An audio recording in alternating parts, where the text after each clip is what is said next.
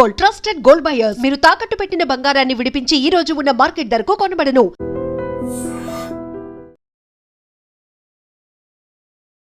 నమస్కారం, welcome to iDream media. నేను మీ సంగీత. ఖమ్మం జిల్లాలో ఒక భర్త మద్యానికి బానిసైపోయి అనారోగ్య పాలవడం జరిగింది.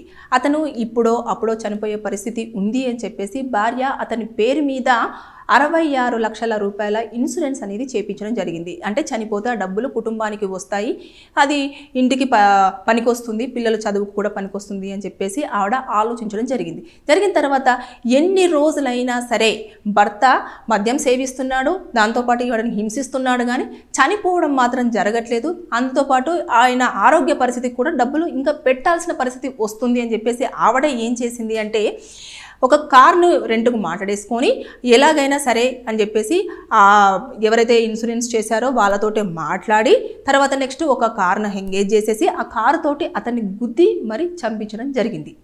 ఎందుకంటే ఆ ఇన్సూరెన్స్ డబ్బుల గురించి. అయితే అక్కడ గాంధీనగర్, ఏదైతే ఖమ్మంలోని గాంధీనగర్ దగ్గర ఒక అన్నోన్ బాడీ అనేది ఇక్కడ పడిపోయింది అని చెప్పేసి పోలీసులకు ఒక అన్నోన్ కాల్ వెళ్ళిన తర్వాత ఎక్కడ పడిపోయింది ఏంటి అని చెప్పేసి మొత్తం పూర్తిగా ఎంక్వైరీ చేసి అక్కడికి వచ్చిన తర్వాత అక్కడ మనిషి ఏదో కారు ఢీకొట్టింది, తర్వాత నెక్స్ట్ ఇలా చనిపోవడం జరిగింది అని చెప్పేసి వాళ్ళు ఒక నిర్ధారణకు వచ్చారు. వచ్చిన తర్వాత కుటుంబ సభ్యులకు ఇన్ఫర్మేషన్ అందించిన తర్వాత భార్య భర్త చనిపోయారు అని చెప్పేసి అంటే ఎలా రియాక్ట్ అవ్వాలి, అలాంటి రియాక్షన్ ఏమీ లేకుండా అయ్యో అలా జరిగిందా అని చెప్పేసి అని నార్మల్గా ఉండడం అనేది పోలీసులకు ఒక అనుమానాన్ని క్రియేట్ చేసిన తర్వాత మొత్తం పూర్తిగా ఇన్ఫర్మేషన్ అంతా తీసుకునే ప్రయత్నంలో ఆవిడని ఎలా అయితే క్వశ్చన్స్ చేయాలో అలా క్వశ్చన్ చేసి ఆవిడ దగ్గర నుంచి ఇన్ఫర్మేషన్ తీసుకున్నారు. అయితే ఇందులో ఈవిడతో పాటు భార్యతో పాటు ఇంకొక 5గురిని కూడా పోలీసులు అదుపులోకి తీసుకున్నారు. ఎవరెవరైతే ఇన్సూరెన్స్ కావాలనే ఇలా హెల్త్ పాడైపోయింది, తర్వాత నెక్స్ట్ ఈ ఇన్సూరెన్స్ డబ్బులు అనేవి కూడా వస్తాయి, కానీ నా భర్త ఇలా చనిపోకపోయినా కూడా ఎలా వస్తుంది ఏంటి అని చెప్పేసి పూర్తిగా ఎంక్వైరీ చేసింది. అయితే ఇక్కడ ఏం జరిగింది అని అంటే అతనికి ఫిట్స్ అనేది ఉంది. ఫిట్స్ ఉన్నది కాబట్టి అతనికి ఈ ఇన్సూరెన్స్ అనేది వర్తించదు అని చెప్పేసి వాళ్ళు చెప్తే ఎలాగైనా సరే ఏదో ఒక రీజన్ చూపించైనా లేకపోతే ఏదో ఒక రకంగా చేస్తే నీకు అందులో నుంచి కొన్ని డబ్బులు ఇస్తాను అని చెప్పేసి ఆవిడ అక్కడ ఒక ఒప్పందం కుదుర్చుకున్న తర్వాత ఎవరైతే ఉంటారో ఎన్ని రోజులకు కూడా చెక్ చేస్తుంది.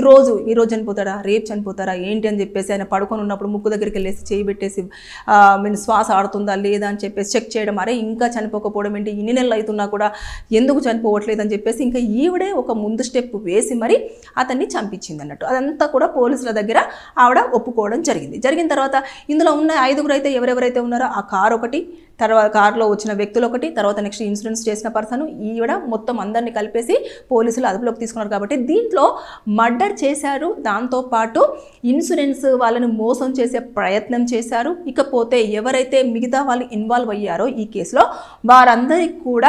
అందరికీ వైఫ్తో కలిపి మిగిలిన రిమైనింగ్ 5గురికి కూడా వాళ్ళకు పడే శిక్ష ఏంటంటే లైఫ్ ఇంప్రిజన్మెంట్, అంటే జీవిత ఖైదు పడే అవకాశాలు ఉన్నాయి. కారణం ఏంటంటేనో ఇక్కడ వారు చంపేశారు, తర్వాత నెక్స్ట్ దాన్ని యాక్సిడెంట్గా క్రియేట్ చేయాలన్న ప్రయత్నం చేశారు. అదేవిధంగా ఇన్సూరెన్స్ దగ్గర నుంచి వెళ్ళి ఇది న్యాచురల్ డెత్గా క్రియేట్ చేసి అక్కడ నుంచి డబ్బులు తీసుకోవాలన్న ప్రయత్నం చేశారు. కాబట్టి ఇందులో సెక్షన్స్ అప్లికేబుల్ అవుతాయి, వాళ్ళకు లైఫ్ ఇంప్రిజన్మెంట్ పడే అవకాశం ఉంటుంది.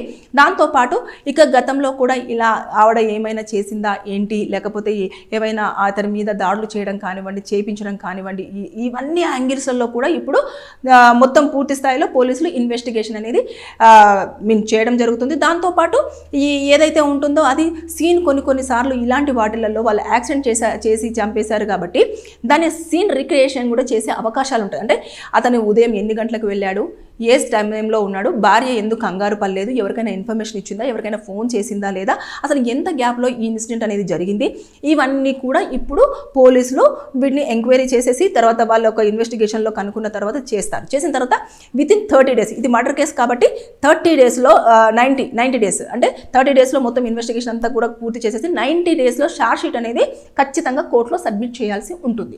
చేసిన తర్వాత అప్పుడు ఇది నిజంగానే ప్రూవ్ అయ్యింది అని అంటే వారు జీవిత ఖైదు, అంటే ఇంకా లైఫ్ లాంగ్ వాళ్ళు జైల్లోనే కూర్చోవలసిన పరిస్థితి వస్తుంది. ఇప్పుడు ఎవరైతే చనిపోయారో ఆ వ్యక్తి వయసు వచ్చేసి 42 సంవత్సరాలు. అతను రవి కార్పెంటర్గా పనిచేస్తూ ఉంటాడు, ఆవిడ ఇంటి దగ్గరనే ఉంటుంది, చిన్న పనులకు ఏదో వెళ్తూ ఉంటుందంట. వీళ్ళిద్దరికి కూడా ఒక పాప బాబు, వాళ్ళిద్దరు కూడా 10th standard అంటే 14-15 years వాళ్ళకు ఉంటాయి.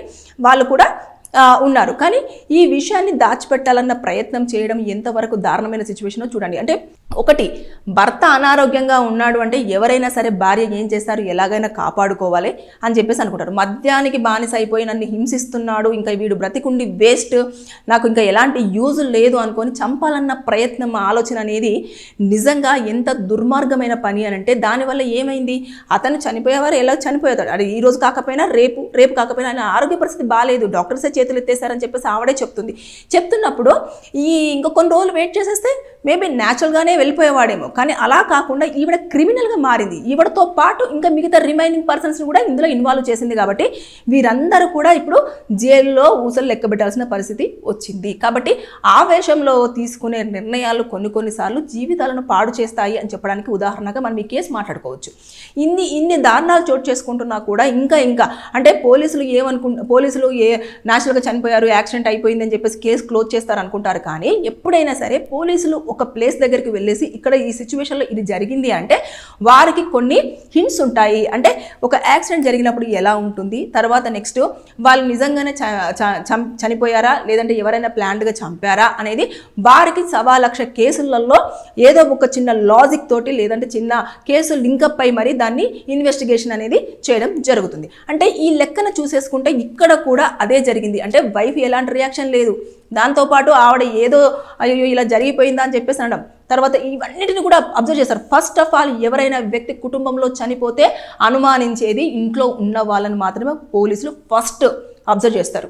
వీళ్ళ బిహేవియర్ ఎలా ఉంది, వీళ్ళ కదలికలు ఏ విధంగా ఉంది, ఇవన్నీ కూడా చూసిన తర్వాత ఎవరికి మీద నన్ను అనుమానం వచ్చింది అనుకోండి, ఖచ్చితంగా వాళ్ళ స్టైల్లో వాళ్ళు ఖచ్చితంగా ఇన్ఫర్మేషన్ తీసుకునే ప్రయత్నం చేస్తారు. కొంతమంది మఫ్టీలో ఉంటారు, కొంతమంది న్యాచురల్గానే ఉంటారు, కొంతమంది వచ్చేసి ఇన్ఫార్మర్గా పనిచేస్తూ ఉంటారు, కొంతమంది నిజంగానే పోలీస్ దశలో వచ్చేసి వాళ్ళు భయపెడుతూ అడుగుతూ ఉంటారు. ఇలాంటివి చాలా రకాలుగా వాళ్ళకున్న స్టైల్లో వాళ్ళు అడుగుతారు.